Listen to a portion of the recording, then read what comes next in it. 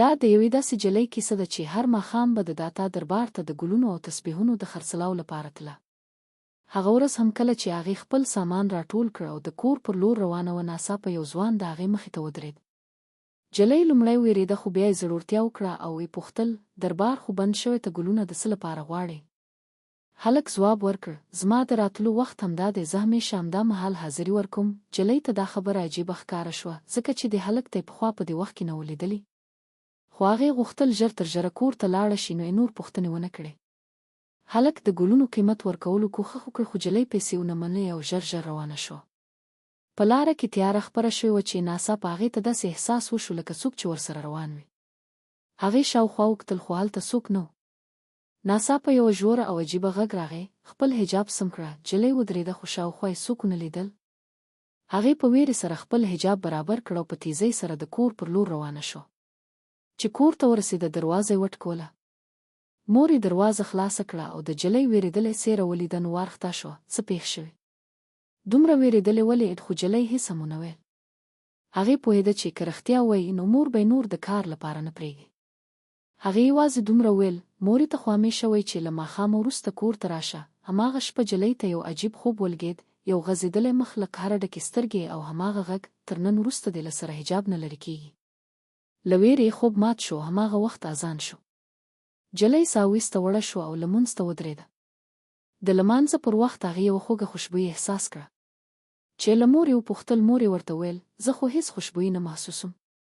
په سهار چې جلۍ بیرته دربار ته لاړه، نو هلته فضا عجیبه وه. هلته چې تل به ګڼه ګوڼه وه، نن چوپتیا وه. ناڅاپه ډېر خلک راغلل او د جلۍ ټول سامان په څو دقیقو کې وپلوره شو. خو بیا هماغه ځوان د هغې مخې ته ولاړ و. څه ګلان ما ته پیدا کېدای شي؟ جلۍ ویل: نن خو ټول سامان خرڅ شوی. هلک په نرمه مسکا سره ویل: یو وار وګوره، کېدای شي زما لپاره څه پاتې وي. جلۍ حیرانه شوه. هغې ته ښه ځای ته وکتل چیرې چې ټول سامان یې پلوره شوی و، خو کله چې بیا یې وکتل نو ټول زعفران هلته دی. مور یې حیرانه شو: ستا عقل خو پر ځای دی. زعفران هلته څنګه تلی شي؟ ته خو بیربتې خبرې کوې. جلۍ په رېږېدلي غږ ویل: مورې، هغه انسان نه دی، هغه یو جن دی. ده پخپله راته ویل. دا خبره چې وکړه، د مورې په مخ رنګ بدل شو. غوسه شوه، سخت سپېړی ورکړه او ویل: ستا عقل خراب شوی. څه بلا خبرې کوې؟ ته په هوښ کې که نه؟ د مورې د سپېړې غږ لا هم د جلۍ په غوږونو کې غږېده. سترګې یې له اوښکو ډکې شوې، خو غلې پاتې شوه. هغه مور چې تل یې د هغې پالنه کړې وه، نن د هغې خبرې ته نه باوري کېده. زړه یې دروند شو، غلې له خونې ووته او د کارونو سره بوخته شوه. خو ذهن یې یو وار بیا نیولی و. زعفران څه غواړي؟ دا څوک دی؟ او تر ټولو دردونکې خبره دا وه چې مور یې په یوه خبره هم باور ونه کړ. هغې لا هم د همدې سوچونو په ژورو کې ډوبه وه چې ناڅاپه چا د هغې مخې ته 100,000 روپۍ کېښودې. هغې د حیرانتیا نه پیسو ته وکتل، خو کله چې پورته یې وکتل، غوسه یې تر اسمانه وخته. مخکې بل څوک نه بلکې زعفران و. هغې ژر ودرېده، د هغه کالر یې ونیو. ته څه غواړې؟ ته څوک یې؟ ورک شه له دې ځایه، بیا دې زما مخ هم نه وي. خو زعفران یوازې موسکی شو. د سترګو رڼا یې داسې وه لکه هر څه چې له وړاندې ورته معلوم وي. ښه فکر وکړه. ستا مور خو خوښې ده چې زما سره دې واده وشي. او هو یوه خبره درته وکړم، له دې وروسته هغوی ته هېڅ ونه وایي، که نه څنګه چې نن زما په اشاره یې چلند وکړ، هماغسې به بیا هم وکړي. زه به داسې پرده د هغوی پر سترګو کېږدم چې هېڅ نه ویني.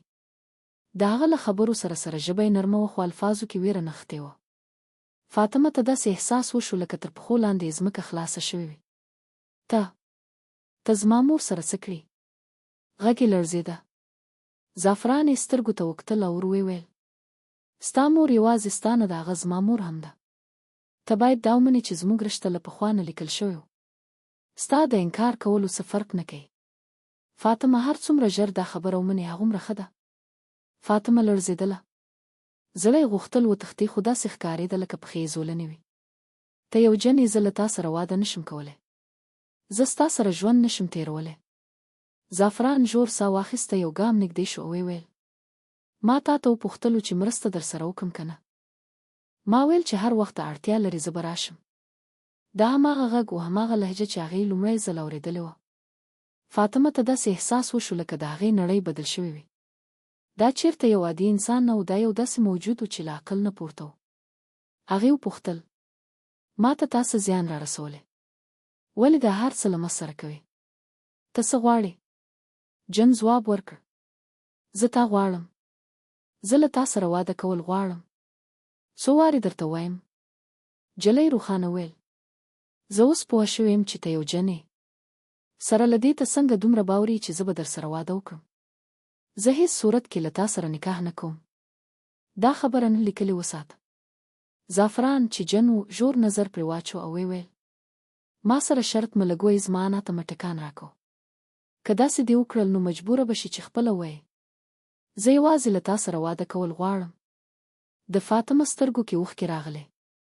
د هغه خبرې زر خوږاوه. هغې په قهر ویل: ورکشه له دې ځایه. زه چې در سره واده نه کوم ته ولې دومره ټینګار کوې؟ زه له تا سره هیڅکله خوشحاله کېدلی نشم. زه یو عام انسان یم او له انسان سره نکاح کول غواړم. دا اورېدو سره جن کارېدلی شو. د جلۍ لاس یې ونیو او ویل: زما 2 دقیقې کافي دي چې تا له دې ځایه یوسم. بیا ته ازادۍ، خو هلته به زما د نړۍ برخه شي. هلته زما قانون چلیږي. ته به زما د لاسونو ګوډاکۍ شي. جلۍ د ویرې نه ولړزېده. هغې زارۍ وکړې: نه، مهرباني وکړه، ما مه وړې.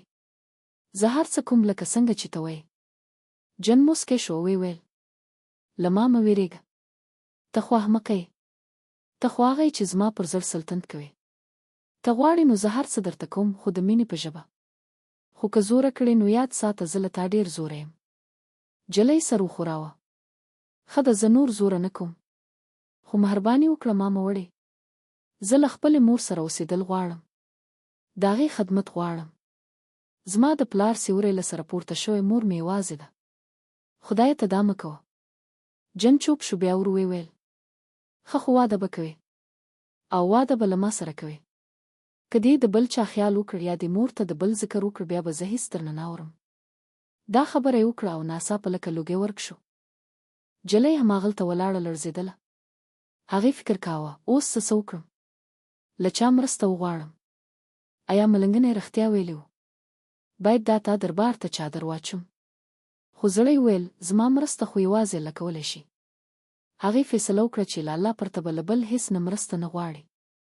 دا سوچ په زړه کې درولې خپل سامان راټول کړ او د کور پر لور روانه شو.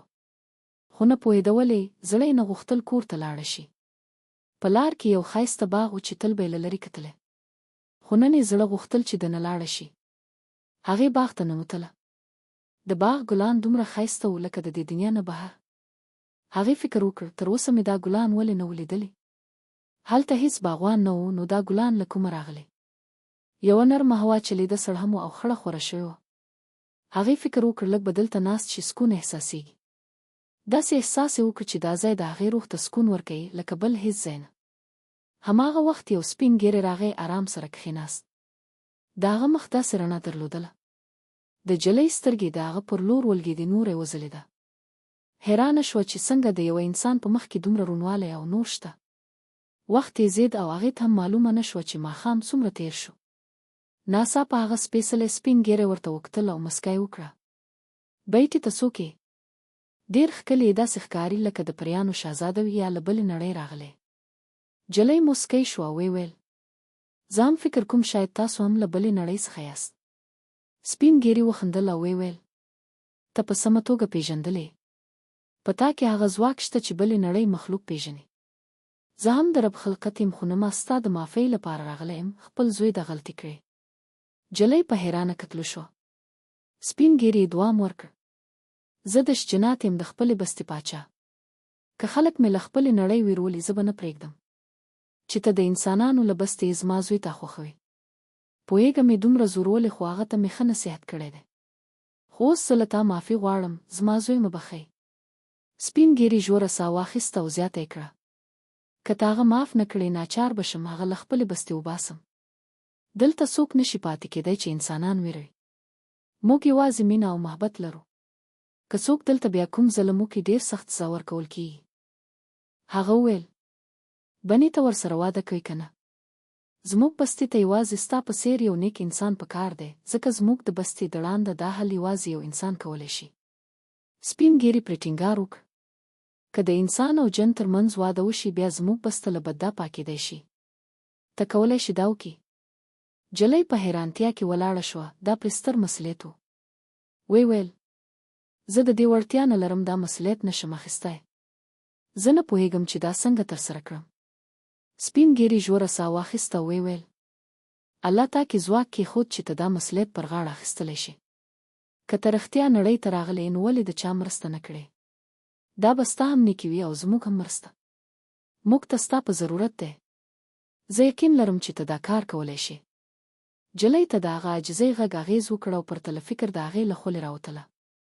هو زه چمتو یم چې ستاسو سره مرسته وکړم. هغې دا کلمه ویلې، هغه احساس شو لکه کوم بل حالت ته تللی وي.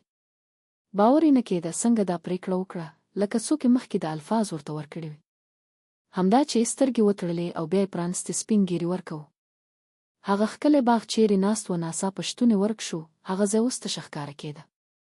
یوې بلې ښځې نږدې راغله او ویې ویل جلۍ ته څوک یې؟ دا ډېر ښکلی یې، خو ولې ته د کثافاتو په ډنډ کې ناسته یې؟ جلۍ حیرانه ترې وکتل. څومره عجیبه خبره وه. دا خو یو ښکلی باغ و. کله چې شاوخوا وکتل نو ویې ولیده چې حقیقت کې د کثافاتو یوه ډنډ ولاړه ده. هغه خراب بوی چې مخکې نه احساس کړی وړاندې شو. جلۍ له دې حالته ویره شوې. ژر پورته شوه، خپلو جامو ته یې پام وکړ. له داخلي کثافت نه یې ځان پرې شرمېدلې ښکاره کېده. له باغه منډه اوچت کړه، کور ته ورسېد او پرته له څه خبرې مستقیم تشناب ته ولاړ. مور یې ډارېدلې ورپسې راغله او د تشناب دروازې مخې ته ودرېده. فاطمه څه پېښ شوی؟ روغ یې؟ داسې ولې ونشي؟ جلۍ د نه په ژړا سوې. په لوړ اواز یې ویله هېڅ سم نه دی عامه، داسې احساس کوم چې زه لیونی کېږم. پوهېږم نه چې څنګه دا هر څه ما سره پېښېږي، ان لکه د یو وحشتناک خوب. مورې ما ته درنه ویره ده. امې ویل راوځه فاطمه، هر څه راته ووایه. جلۍ له سترګو اشنا روانه شوه او خپلې مور ته یې ټول حال بیان کړ. مور سر ونیوه او په لړزېدلي غږ یې ویل دا زموږ سره څه روان دي؟ جلۍ ویل امې ما ته خپله هم نه معلومیږي. زه ډېره اندېښمنه یم. زما په نظر باید کوم پیر بابا ته لاړ شو. امې ومنله او ویې ویل راځه د داتا دربار ته لاړ شو، هلته به له کوم ملنګ وپوښتو چې دا څه چل دی. خو جلۍ ژر انکار وکړ. نه امې زه هلته نه ځم. نه پوهېږم ولې، خو هغه خلک ما ته ښه نه ښکاري. امې حیرانه شوه. ستا عقل خو سم دی. هغوی خو د الله نیک بندګان دي. جلۍ بیا ویل هر څه چې وي زه نه ځم. زه له خپل رب نه مرسته غواړم. چې ورکړی همغه دی، نو ولې بل چاته لاړ شم؟ امې ژوره ساه واخیسته او ویې پوښتل نو ته څه کول غواړې؟ جلۍ ځواب ورکړ راځه کوم مولوي صاحب ته لاړ شو چې یو وظیفه یا قراني ایت راته وایي چې مرسته راسره وشي. امې خبره ومنله. سمه ده، سبا به د نږدې جومات مولوي صاحب ته لاړ شو. بله ورځ جلۍ او امې د جومات مولوي صاحب ته لاړې. هیله یې لرله چې شاید ستونزه حل شي، خو دا به رښتیا ختمه شي. کله چې فاطمه خپله کیسه امام صاحب ته وکړه، هغه ژور فکر ته لاړ. لږه شېبه چوپ پاتې شو، بیا ویې ویل تاسو به د زیارت کوم ځای ته تللي یاست؟ فاطمه سر وخوځاوه. هو زه د داتا دربار مخې ته تسبیح او ګلونه پلورم. امام صاحب ژوره ساه واخیسته او ویې ویل همدا وجه ده. هغه زیاته کړه زیات وخت دا پېښېږي، په ځانګړي ډول کله چې دربار نه راستنېږي. فاطمه ویل هو دا ډېری وخت راسره کېږي. امام صاحب سر ټیټ کړ. نو خامخا یو څه در سره راځي. خو اندېښنه مه کوه، زه به یو عمل در وښیم چې باید اوه ورځې ترسره کړې. فاطمه پرته له ډاره هغه ومنه. امام صاحب ورته د سورج جنوټ وظیفه وښوده چې د تهجد په وخت به یې وایه. که څه هم فاطمه ته د تهجد په وخت عجیب ویره احساسېده، داسې لکه څوک یې تر څنګ ولاړ وي، خو بیا هم هغې حوصله وکړه او دا وظیفه یې اوه ورځې وکړه. په وروستۍ ورځ هغې داسې احساس وکړ لکه له اوږو یې دروند بار ښکته شوی وي. زړه یې سوکاله شو، لکه یو چا غم ترې اخیستی وي. سمدستي امام صاحب ته لاړه. مولوي صاحب ما اوه ورځې وظیفه وکړه. امام صاحب موسکی شو. اوس اوه ورځې د سوره رحمن تلاوت کو. څنګ ته یو ګیلاس اوبه وساته. کله چې سوره رحمن ختم شي 3 ځلې په مینه الله ووایه، بیا هغه اوبه وڅښه. انشاء الله نور به هیڅ اغیز نه وي. فاطمه همداسې وکړه. اومه شپه هغې خوب ولید، یو جین چې نوم یې زعفران ورته راغی. هغه نرم اواز کې ویل: ښه به وی که زما دنیا ته راغلی وی، خو څه خبره نه ده. زموږ اړیکه به همیشه وي. هر کله چې ته له زړه نه ما یاد کړې زه به تا ته نږدې یم. هغه وویل: زه پوهېږم ته له ما ویرېږې، خو مه ویرېږه. زه به هیڅکله تا ته زیان ونه رسوم، دا زما واده ده. فاطمه په خوب کې ولړزېده. زعفران زیاته کړه: ستا پاکۍ او عبادت هغه څه و چې زه ستا روح ته مینهمن شوم، نه ستا جسته. همدا وجه ده چې زه تا له اسانه پرېږدم. خو که کله دې زما اړتیا احساس کړه نو له مینې مې یاد کړه. بیا یې وویل: په سټور روم کې د کړکۍ تر څنګ یوه ښکلې تسبیح پرته ده. که ته غواړې زه درته راشم نو دا تسبیح په غاړه کړه. هر کله چې ما یادول غواړې هغه تسبیح په لاس ونیسه، زه به سمدستي درته راشم. فاطمه له خوبه په ویره سره راویښه شوه. عمې ته یې ټوله کیسه وکړه. عمې حیرانه شوه. رازه دا هر څه به له امام صاحب وپوښتو. کله چې امام صاحب ته ولاړې هغه ټوله کیسه واورېده او ویل: هغه بد روح نه و، بلکې د نیکو جنانو څخه و. همدا وجه ده چې تا ته یې ضرر ونه رساوه، بلکې د خلاصون لارې هم در وښوده. بیا یې ویل: که ته غواړې چې ستاسو اړیکه پر نیک لور روانه وي نو هره پنجشنبه شپه د هماغه سټور روم کې کښېنه او د سورج جن تلاوت وکړه. دا به نه یوازې تا ته فایده ورسوي، بلکې هغه ته هم. فاطمه اوس پوه شوې وه چې دا ټول خوب نه و، بلکې یو حقیقت و. اوس هغې ته د خپلې عبادت او د الله پر رحمت بشپړ باور پیدا شوی و.